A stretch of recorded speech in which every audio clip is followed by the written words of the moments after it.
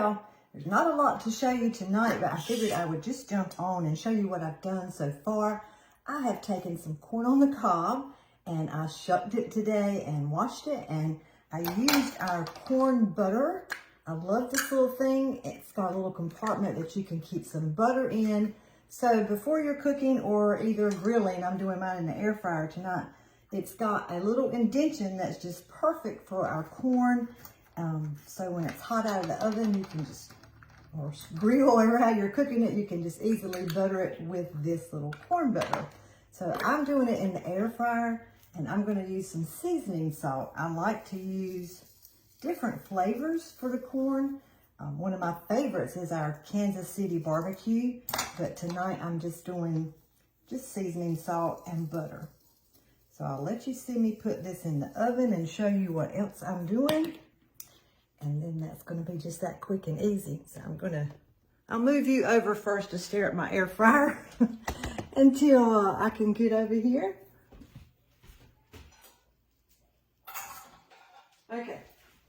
So I'm just going to take our retrieving tool that comes with the air fryer, and I pick up our rack.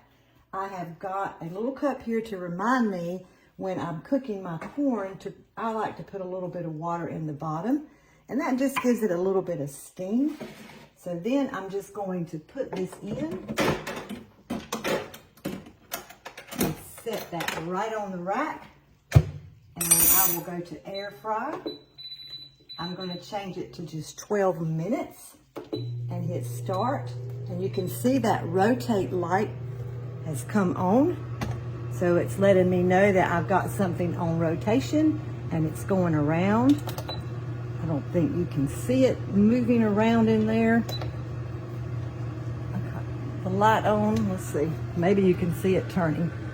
I can't see what y'all are seeing, so hopefully you can. All right, so now I've had my grease on my stove. My husband's gonna be so surprised. He loves fried chicken, and I do too, but I typically do not like frying it in the house. So I've gone ahead and started, and my oil is probably good and hot. Tilt this down so y'all can see. So I had my chicken in what I call a salt brine all day. I had it thawed out, and I put cold water in the pan with the chicken, and I just let it sit in that cold water and generously added a lot of salt to it. So it just kind of sat in that salt bath all day. To me, fried chicken is not really, really good unless it's good and salty. Okay. So now I'm just going to season it in flour, and you can probably see specks of pepper. One of my aunts, Aunt Margie, as a matter of fact, always made the best fried chicken, and when I asked her what her secret was, it was just that she did the salt brine as such as I just described, and then that she generously seasoned her flour with pepper. So that's what I have always done, and my husband loves my fried chicken. And he better love me, because I just really don't like frying chicken inside. That grease smell just kind of lingers around. But it's not hard to do at all.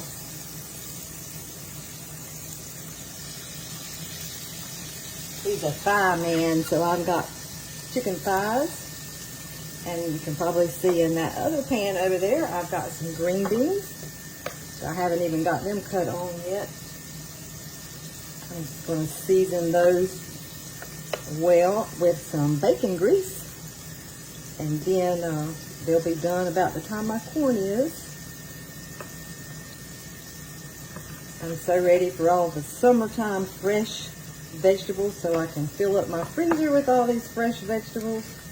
Trying to get this really good and floured, y'all. Sorry. So if y'all have a secret to fried chicken, tell me what you do. I might want to try your tip.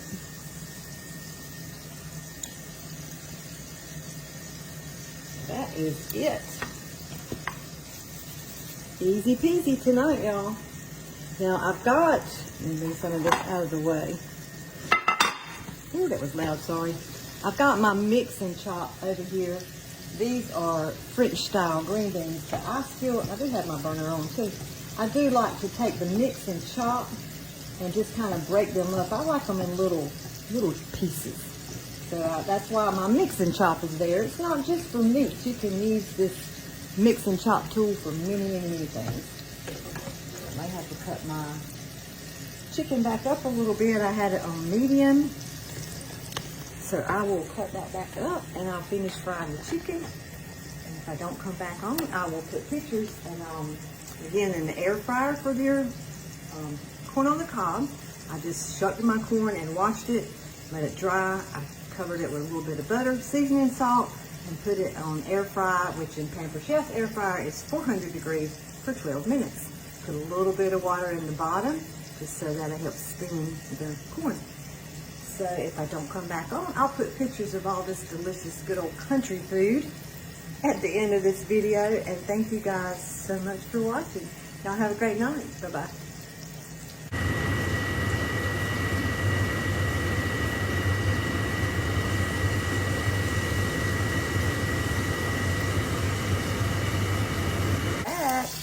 I flipped my chicken over and it made me think of something I didn't show you. This is our splatter screen, and you know I'm visual, so I like to show you things in use. So it's got handles on both sides, and it's got indentions for a 12, 10, and 8-inch pan. It doesn't have to be a Pampered Chef pan. Y'all can see that pretty fried chicken. So I had just flipped it over. Oops, that grease popped out. So I put that on there so that grease doesn't just pop out everywhere. And then you can lift up one side at a time and turn it while it's cooking. And again, you can probably see the indentions easily on top, 12, 10, and 8-inch frying pan. And it fits right down in there. And I love that I can lift it and keep working while it's on there. So I just thought I would jump back on and show you. I don't have much longer before it will be done, and it sure smells amazing. Okay, y'all, everything is all done, and my house does really smell amazing, just like Grandma's old house on Sundays. So I've got the chicken already fried, and the air fryer has been cut off, but I've been waiting for it to cool a little bit. I've got my green beans done, and again, I took the mix and chop. I just like them to be in little bite-sized pieces. And there's little bits of bacon in that bacon grease that I always have in the freezer.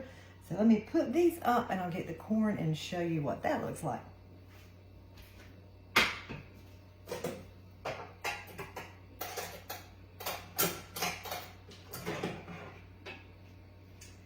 Yum, yum, yum. This is always delicious. Should have got something because I know it's hot.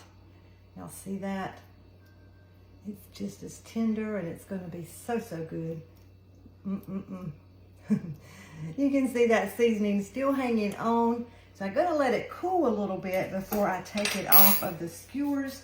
And we also, with Pampered Chef, have our new corn holders. These came out, I think, last summer. And I love them because they're plastic. I still have my old ones from my mama. They're yellow and they got those rusty metal prongs. But you just screw these in and you can even boil your corn with these in them. So I like using these for the grandchildren. I probably won't use them for us tonight, but it's easy to just put them right in there and they can hold on to that and not burn their little hands. And the great thing is they come in a case. And again, I may have to fill this up with some more butter. Let's see if I can turn this down while it's still warm. If you want to, you can go right back and add more butter to them. Yeah, you can see that butter. I don't know if you can tell or not, but it's just shiny and it's going to melt all over there while it's still warm. It's going to be delicious. So anyway, I wish you could all be here to have some. I'd have had to fry more chicken though, wouldn't I? 3 of those for my husband and 1's for me, and I'll probably eat 1 piece of corn, but it's delicious. I love fresh corn, and it's that time of year for it. So thank you guys for watching, and y'all have a great night. Bye-bye.